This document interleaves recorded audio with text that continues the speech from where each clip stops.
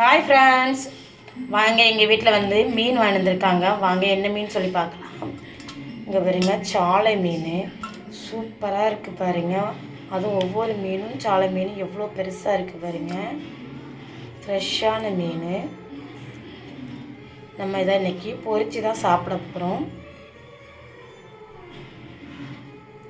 யாருக்கெல்லாம் இந்த மீன் பிடிக்கும்னா கமெண்டில் சொல்லுங்கள். சாலை மீன் எனக்கு ரொம்ப ரொம்ப பிடிக்கும். சாலை மீன் அதுவும் பொரிச்சா ரொம்ப விரும்பி சாப்பிடுவேன். குழம்புனா சாப்பிட மாட்டேன், எனக்கு பிடிக்காது. ஆனால் மீன் வந்து நம்ம டெய்லி சாப்பிட்டா கூட அதேமாதிரி இந்த மாதிரி மீன் நீங்கள் சாப்பிட்டா திகட்டவே திகட்டாது.